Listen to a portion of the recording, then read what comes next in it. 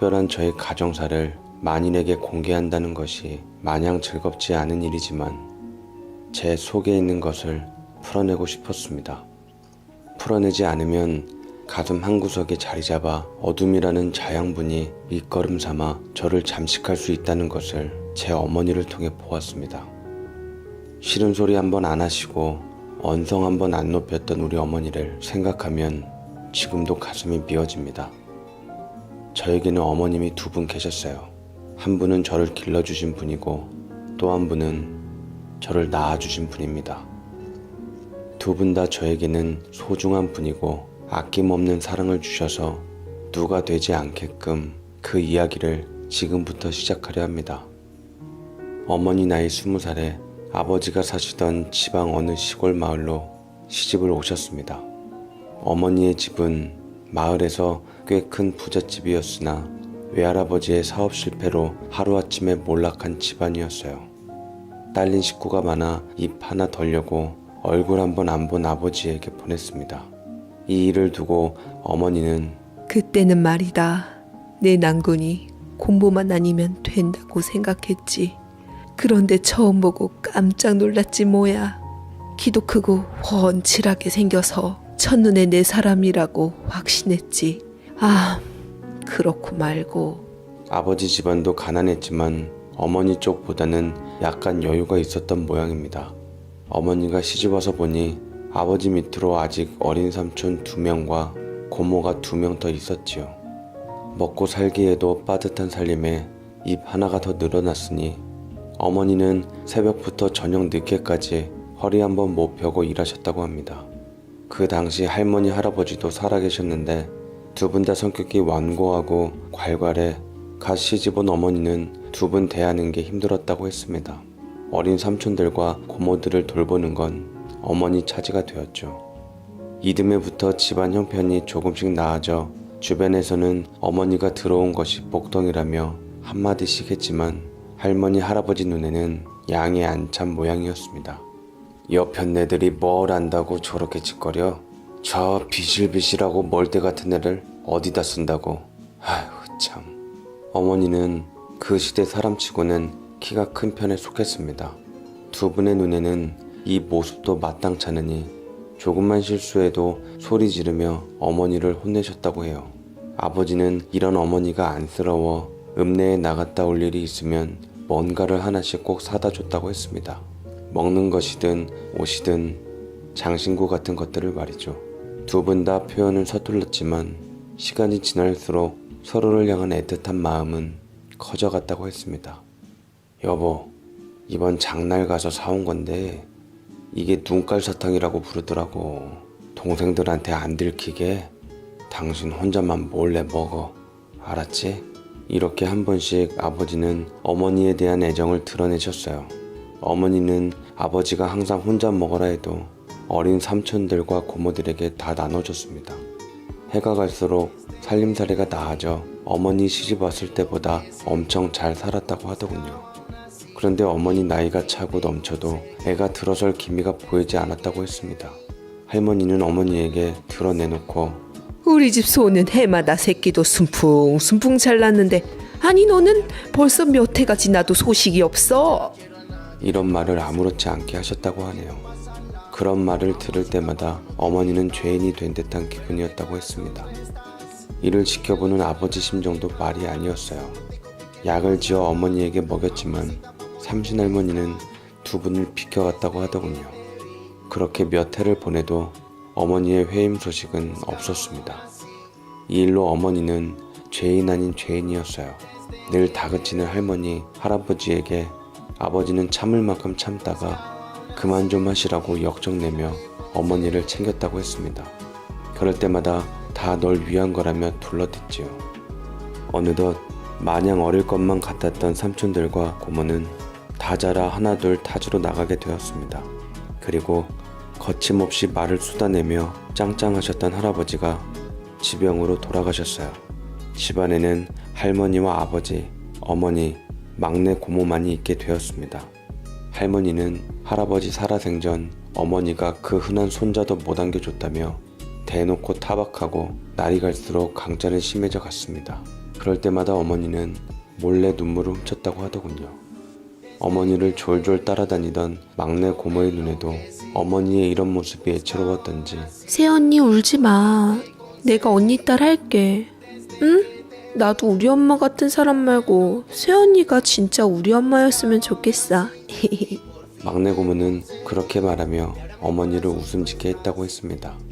아버지도 이런 어머니를 보고 있으면 마음이 찢어져 하루는 술을 진탕 드시고 할머니에게 대들었다고 합니다.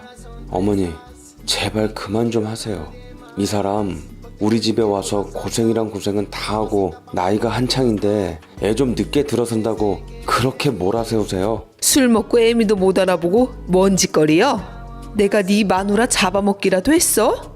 쟤는 이미 틀려먹었어. 너도 정신 차려. 이런 모진 말을 할머니는 아무렇지 않게 거침없이 쏟아내셨다고 합니다. 어머니의 상처는 깊어져만 갔어요. 할머니는 손자를 꼭 봐야겠다는 일념하에 매파를 알아보려 다녔습니다. 처음에는 어머니 아버지 몰래 알아보더니 아버지와의 갈등이 심해지자 드러내놓고 하셨습니다. 할아버지가 돌아가시기 직전 아버지를 새 장가 들여서라도 꼭 손자를 보라고 했다며 이유 있는 핑계를 만드셨지요. 그러다 매파의 소개로 이웃마을 가난한 집 처자를 집안으로 들이셨어요. 어머니는 남몰래 눈물을 찍어내셨고 아버지는 할머니에게 시위하듯 며칠씩 집에 들어오지도 않으셨습니다. 막내 고모는 할머니에게 노망났다며 거침없이 말을 퍼부었지요. 아래채에 와있던 처자는 집안에 분란을 일으킨 것 같아 또 다른 죄인이 된 심정으로 하루하루를 버텨냈습니다. 집안이 시끄러워지자 할머니는 초강수를 두셨어요. 집 밖으로 도는 아버지를 집으로 끌어들이기 위해 소동을 일으켰지요. 집안에 있는 우물 앞에 서서 뛰어내린다며 신발을 벗어두고 들어가려 했습니다. 놀란 어머니는 할머니를 말리고 막내 고모는 아버지를 찾으러 온 마을을 뒤지고 다녔습니다. 아래채에 있던 처자도 뛰어나와 발을 동동 구르며 어찌할 바를 모르고 있었어요. 고모에게 이 소식을 들은 아버지는 놀라서 한달음에 집에 들어오셨습니다. 할머니가 펼친 막무가내식 연극은 아버지에게 먹혀들어 기어이 아래채에 있는 처자와 연을 맺게 되었습니다. 그날 밤 어머니는 새하얗게 밤을 지새우며 가슴 한쪽 지울 수 없는 상처를 새겼던 겁니다. 아버지는 감시 아래 한 달 가까이 어머니와 같이 주무시지 못하고 아래채에만 드셨습니다. 아버지가 조금이라도 어머니를 찾는 기미가 보이면 할머니는 지체 없이 우물 앞에 신발을 벗어놓으니 아버지도 어떻게 할 도리가 없었다고 하더군요. 할머니의 이런 극성 때문에 어머니는 아버지에 대한 원망은 없었다고 했습니다. 아버지도 어머니의 이런 너그러운 태도에 죄책감이 덜했다고 하더군요. 그러다 이 일로 크게 충격받은 사람은 따로 있었습니다. 바로 막내 고모였어요. 이후 결혼과는 동떨어진 삶을 사는 계기가 되었지요. 평생 혼자서 그렇게 사시고 계십니다. 지금도 가끔 그때의 일을 두고 이렇게 말합니다. 언니가 얼마나 불쌍했는지 몰라. 엄마가 얼마나 원망스럽던지 쳐다보기가 싫었지. 엄마 같은 언니에게 피눈물을 흘리게 했으니 어린 내 마음에 엄마가 사람처럼 보이질 않았어. 고모는 그러면서 장난처럼 저를 흘겨보고는 꼴 보기 싫다며 등 좀 두들겨 달라곤 합니다. 아버지는 할머니의 성화로 한 집의 어머니와 같이 살면서도 밥 먹을 때 외에는 어머니 얼굴을 한동안 못 봤습니다. 그러다 아래채에 있던 처자가 회임이 되었어요. 집안에서 할머니 혼자만 신나 하셨지요. 할머니의 목표가 이루어지자 아버지는 어머니의 침소로 드시게 되었습니다. 그리고는 더 이상 할머니가 어머니에게 아이를 못 갖는 것에 대해 말하지 않았다고 하더군요. 할머니 입장에서 배려라면 큰 배려였을 겁니다. 그렇게 한동안 집안에는 평화가 찾아오는 듯 했지만 아래채 처자의 배가 점점 불러오자 그 뒷바라지를 할머니가 어머니에게 시켰어요. 어머니는 두 말 안 하고 그 일을 순순히 받아들였습니다. 집안일과 농사일을 거들며 임산부 뒷바라지까지 하니 아무리 젊고 건강한 어머니라도 몸에 무리가 온 듯 했습니다. 건강했던 어머니가 식은땀을 흘리며 며칠씩 알아누워 있자 아버지는 의원을 불러 진찰하게 했습니다. 그런데 이게 뭔 조화였는지 어머니 또한 회임을 한 것이었습니다. 할머니가 그렇게 닥달해도 안 들어섰던 애가 들어섰으니 어머니는 그 허망함에 눈물을 흘리셨어요. 아버지 또한 기쁨과 미안함이 응축된 미소를 지으셨습니다. 그렇게 바라던 애가 들어서 집안에 경사가 났지만 할머니는 조금도 흔들림이 없었어요. 당연한 일을 가지고 호들갑 떤다며 막내 고모랑 아버지를 나무라기까지 했습니다. 집안에서는 아래째 처자와 어머니가 나란히 배가 부른 채 돌아다녔어요. 그 처자가 몇 개월 더 앞섰지만 배 모양으로 봐서는 큰 차이가 안 났습니다. 두 사람은 생각보다 친하게 지냈습니다. 한 사람한테서 비슷한 시간 회임을 해서인지 친자매처럼 어울려 지냈어요. 그렇지만 어머니 얼굴에는 스치듯 아무런 표정 없이 그 처자의 배를 쳐다보곤 했습니다. 그리고는 정신을 차린 듯 형님 동생 하면서 지냈는데 그 모습이 정다워 일 마치고 집에 들어서는 아버지가 흐뭇한 미소를 짓곤 하셨어요. 어머니는 그렇게 작은 어머니를 품으며 동기간처럼 대해주니 작은 어머니의 다친 마음도 어머니에게 기대게 되었습니다. 작은 어머니는 이웃마을에 사셨는데 찢어지게 가난한 집 첫째 딸이라고 했습니다. 하루에 한 끼를 겨우 먹었고 어린 동생들은 허기와 병마에 견디지 못해 저 세상으로 둘이나 떠나보냈다고 했다더군요. 집안에 잎 하나라도 덜기 위해 매파가 찾아왔을 때 친정에 도움이 되고 싶어 선뜻 따라 나섰다고 했습니다. 그 덕에 작은 어머니 집은 손바닥 한 땅을 가질 수 있었고 형편이 그나마 풀렸다고 했죠. 그 이야기를 다 들은 어머니는 동병상련의 마음이 들었는지 자기 몸도 무거운데 작은 어머니를 챙기셨습니다. 그러다 어머니가 입덧을 했는데 물 한 모금 들이키지 못할 정도로 심했다고 했습니다. 먹는 족족 다 토해내고 축 늘어져 방 안에서 나오지도 못했다고 하더군요. 이런 어머니의 모습을 보고 할머니는 또 입을 떼셨지요. 별나긴 별나다. 혼자 임신한 거 아닌데 유세는 혼자다 하고 봐라. 작은 애는 아무 일 없이 지나가는구먼. 혼자만 유별나. 한 달쯤 그렇게 누워있던 어머니가 자리를 털며 일어나 체력을 회복해가고 있었습니다. 아버지는 어머니가 힘들어하는 모습을 보고 책임감과 죄책감을 느꼈는지 두 어머니에게 잘하셨어요. 자기로 인해 두 여자가 고통받고 있다는 생각에 지극정성이었습니다. 두 어머니가 먹고 싶다는 것은 한밤중에 읍내로 나가 문 닫힌 가게 문을 열어서 먹을 걸 구해 새벽녘에 돌아오시곤 했답니다. 그럴 때면 어머니의 눈빛은 차갑게 변하곤 했습니다.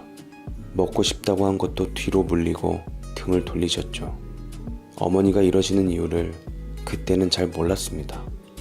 그렇게 유별난 어머니의 입덧이 지나가고 몇 개월 있다 작은 어머니가 아이를 낳았어요. 우렁찬 소리와 함께 나온 아이는 사내 아이였습니다. 바로 저였어요. 할머니는 입이 귀에 걸릴 정도로 좋아하셨습니다. 동네 사람 다 불러 잔치라도 열 기세로 손자를 얻었다며 자랑하셨지요.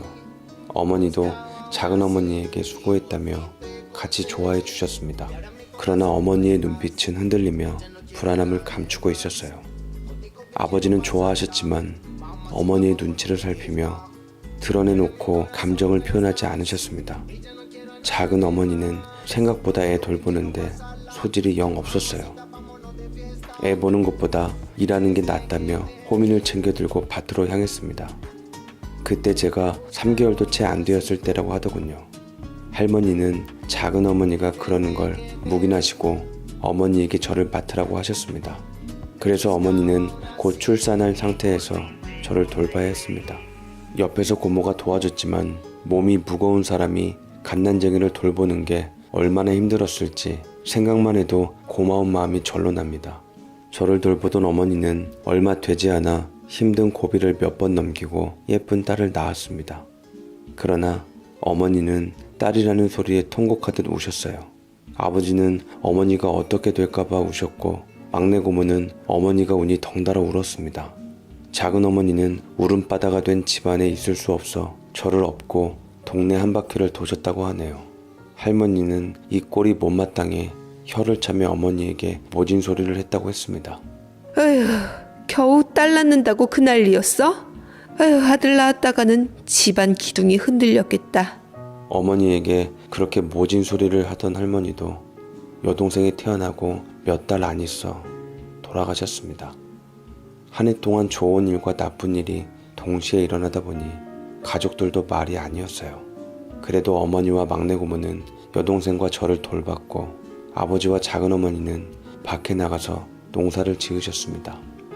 일 마치고 대문 안을 나란히 들어서는 두 분을 볼 때면 어머니의 눈빛은 초점을 잃고 흔들렸습니다. 어느 정도 시간이 흐르자 집안에는 애우는 소리와 웃음소리가 들리며 활기가 돌았어요. 이와는 달리 남 말하기 좋아하는 마을 사람들은 한 집에 애도 둘, 처도 둘이 있다며 늘 수군거렸다고 합니다. 여동생과 저는 두 어머니의 살뜰한 보살핌 속에 무럭무럭 자랐습니다. 한 번은 학교에서 내준 과제물을 하려고 근처 문방구에 갔으나 재료가 다 떨어져 시무룩한 얼굴로 집에 들어왔어요. 어머니는 저의 그런 모습을 보고 깜짝 놀라시곤 어디 다친 데가 없는지 구석구석 살폈습니다. 제가 위의 사정을 이야기하자 환하게 웃으시며 사내가 그것 가지고 땅이 꺼진 듯 한숨 쉬고 다니면 되겠어? 이 어미가 얼른 읍내에 가서 사올 테니 재료가 뭔지 알려주렴. 그렇게 어머니는 학교 과제물에 쓰일 재료를 사러 읍내까지 나가서 막차로 들어오시곤 했습니다. 여동생은 가끔 학교에 가기 싫다며 투정을 부렸어요. 아이들이 놀린다며 가기 싫다고 종종 그랬습니다. 그럴 때마다 작은 어머니는 여동생을 업고 달래가며 학교에 바래다 줬어요. 들어가.